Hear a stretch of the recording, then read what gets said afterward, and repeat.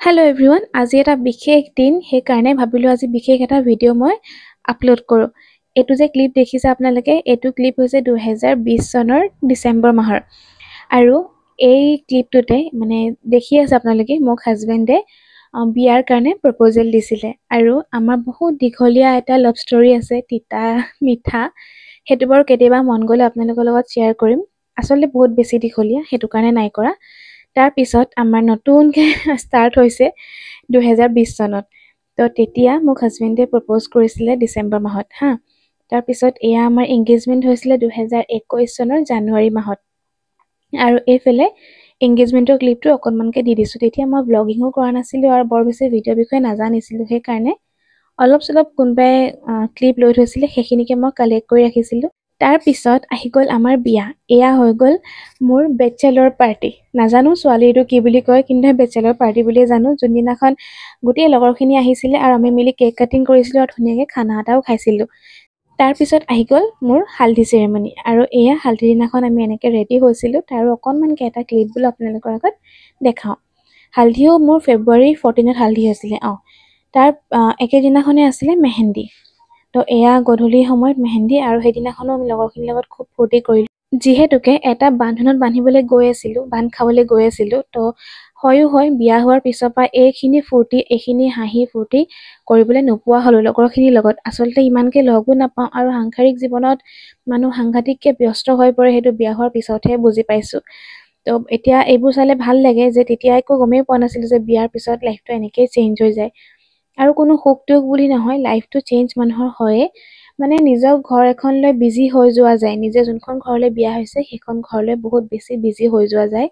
দায়িত্ব কিছুমান আহি পৰে, ঘৰ এৰিব নোৱাৰা হৈ যায়। কিছুমান অকেজনত আমি যাব পাৰোঁ, কিছুমানত যাব নোৱাৰোঁ। তো তেনেকৈ তিতা মিঠাকৈ আৰু চলি থাকে সংসাৰ এখন। কিন্তু বিয়া হোৱাৰ আগত যিখিনি লগৰ বুলি ক'লে যিটো ফূৰ্তি থাকে, হেঁপাহ থাকে, বহুত বেছি লগ পোৱা থাকে, সেইখিনি কিন্তু সঁচাকৈয়ে কমি যায়। মৰমটো নকমিব পাৰে, মৰম সদায় একেই থাকে, কিন্তু লগ ধৰা বেছিকৈ আগতে আমি গেট টুগেডাৰ হৈয়ে থাকে, সেইখিনি এতিয়া কিন্তু বিয়া হোৱাৰ পৰা মই একেবাৰে নোপোৱা হ'লোঁ কৰিবৰ কাৰণে। যিহেতু মই ঘৰত অকলে, মানে হাজবেণ্ডৰ ঘৰত মানুহ আৰু কোনো নাই। শহুৰ আছে মোৰ, হাজবেণ্ড আৰু মই। তো বহুতখিনি ক্ষেত্ৰত মই ঘৰো এৰিব নোৱাৰোঁ, আৰু তেনেকৈ তাকে গানটোতো দিব নোৱাৰোঁ, যিহেতু কপিৰাইট আহি যাব। সেইকাৰণে মই এতিয়াও চবৰ লগত সমানেই আছে, চবকে সমানেই ভাল পাওঁ, আৰু চবেই মিলি খুব ফূৰ্তি কৰিছিলোঁ সেইকেইদিন। হালধি, মেহেন্দি বা বেচেলৰ পাৰ্টি হওক, আমি গোটেইখিনি লগ ধৰাটো আছিলোঁ লগত, আৰু চব আহিছিলে। সেইটো আমি ডান্স ভাল কৰিছিলোঁ প্ৰিপেয়াৰ কৰি পেলাই। আৰু লগৰ ল'ৰা বা ছোৱালীৰ বিয়া বুলি ক'লে এনেদৰে বিয়াখন খাই ভাল লাগে, মানে গৈ কৰি তেনেকৈ খাই ভাল লাগে কিবা এটা। আৰু জনাই নজনাই চবেই ডান্সটো কৰিবলৈ চেষ্টা কৰিছে, আৰু মই পিছে অকণমান প্ৰেক্টিচ কৰিছিলোঁ দেই। মেহেন্দি হে ৰচনে ৱালি গানটো যে, সেইটো আচলতে সেই গানটো মুখেৰে কৈ দিছোঁ, আৰু কিয়নো গানটো দিব পৰা নাই, যিহেতুকে বুজিটো পাইছেই চাগে আপোনালোকে। তাকে আৰু তাৰপিছত এয়া হৈ গ'ল ৰিচেপশ্যনৰ দিনাখন। ৰিচেপশ্যনৰ দিনাখনৰ এয়া ক্লিপ লৈ থৈছোঁ। এয়া ঘৰৰ সকলো মুৰব্বীৰ লগত এখন ফটো মাৰিছিলোঁ। তেতিয়া অকণমান ভিডিঅ' হৈ গৈছিলে, কিন্তু এটাই দুখ, তাৰ মাজৰ বহুকেইগৰাকী এতিয়া আমাৰ মাজত নায়েই সেই ভিডিঅ'ত থকা। আল্লাহে তেওঁলোকক ভালকৈ ৰাখক। আৰু এইফালে মই মাজে মাজে অকণমান চাহ খাই আছোঁ। ঠাণ্ডা আছিলে, যিহেতুকে মাতটো ভাঙি গৈছিলে। বাবলি মাহীয়ে মোক চাহ আনি দি আছিলে, আৰু মুনুৱে মোক বহুতখিনি সহায় কৰিলে ভিডিঅ' কৰি। তাই নথকা হ'লে চাগে ইমানখিনি ভিডিঅ' নহ'লেহেঁতেন। তাই আৰু মাইনীয়ে বহুতখিনি ভিডিঅ' কৰি দিলে। আৰু এয়া হৈ গ'ল ৰিচেপশ্যনৰ দিনাখনৰ ৰাতি। এয়া তাহাঁতৰ ডান্স পূৰা ষ্টাৰ্ট। ভাইটি, খুৰী, বা, এইফালে ভণ্টি, চবেই মিলি খুব ফূৰ্তি কৰিলে। আৰু এয়া দেখিছে নহয়, এয়া মই গান দিব পৰা নাই, কিয়নো কপিৰাইট আহি যাব। আৰু এইখিনি ডান্স কৰি থাকোঁতে মই নাছিলোঁৱেই। মই আচলতে ভিতৰলৈ গৈছিলোঁ, খাবলৈ গৈছিলোঁ নেকি চাগে। ভাগৰো লাগিছিলে, যিহেতু উঠা বহা কৰি কৰি কিমান ভৰি বিষাই গমটো পায়েই। কইনা হোৱাটো বৰ ইজি নহয়, কিন্তু কইনা হ'বলৈও ভাগ্য লাগে, আৰু কইনা হোৱাটো কিন্তু বৰ এটা ইজি নহয় আকৌ। বিয়া বুলি ক'লে বিয়া কেইদিন ভাগৰ নালাগে, বিয়াৰ পিছতহে আচল ভাগৰটো মানে গম পোৱা যায় যে কিমান বেছি ভাগৰ লাগিছিলে। আৰু এইফালে আইজান আৰু মই ডান্স কৰি আছোঁ এতিয়া। আমাৰ আইজান দেখিছে কি ধুনীয়াকৈ ডান্স কৰিছে। আচলতে তেতিয়া চব মানুহ সুস্থ আছিলে। লাহে লাহে এতিয়া বয়স হৈ আহি থাকে, মানুহ মানে বেমাৰ আজাৰ হৈ আহি থাকে। এতিয়া বাৰু তেওঁ অকণমান গা ভাল নাইকিয়া হৈ আছে, দোৱা কৰিব তেওঁ যাতে ভালকৈ থাকে। আৰু এয়া নিকাহৰ দিনাখন, এয়া মুনুৱে মোৰ ক্লিপ এটা লৈ থৈছিলে, তাকে দি দিছোঁ অকণমানকৈ। আৰু ক্লিপ নাই মানে বেলেগকৈ মোৰ ওচৰত। আৰু এইফালে নিকাহৰ পিছত আমি ফটো ছেশ্যন এটা কৰিছিলোঁ, যিহেতুকে হাজবেণ্ডৰ ঘৰত গৈ ৰিচেপশ্যন মোৰ দিয়া নাছিলে, বা আমি আগেই পাতি থৈছিলোঁ নিদিওঁ বুলি, কাৰণ তাত কোনো নাই ন, কোনে কৰিব এনেকুৱা নিচিনা। আৰু ময়ো নতুনকৈ যাম একো আভাও নাপাওঁ। তো সেইটো কাৰণে আমি বোলো ফটো দুখনমান আমাৰ ঘৰতে মাৰি ল'ম এনেকৈ ভাবিছিলোঁ মানে, আৰু সেইমতেই ফটো মাৰিছিলোঁ। হাজবেণ্ডৰ ডিমাণ্ড মানে, অকল মইহে তললে কৰি বহি ৰ'জ দি ফটো মাৰিম নি, তুমিও বহিব লাগিব। মই কৈছোঁ যে মই মেখেলা চাদৰযোৰ পিন্ধি কেনেকৈ নবহিম, একো নহয় পাৰিবা, বহিবই লাগিব। এনেকৈ চব মানুহে হাঁহিছে মানে, ইমানেই চিঞৰি চিঞৰি কৈছে। লাষ্টত বোলো ঠিক আছে দিয়া, তোমাক হেপী কৰাটোৱে বেছি দৰকাৰী, মই বহিয়ে দিওঁ তলত বোলো। সেয়া চাওক, মই চাদৰ মেখেলা ঠিক কৰি লৈ তলত বহি দিছোঁ মানে। তুমি যদি হেপী হোৱা তেনেহ'লে মোৰনো কি, অকণমান কষ্ট মই পাৰিম আৰু কৰিবৰ কাৰণে, এইকণ কষ্ট ন।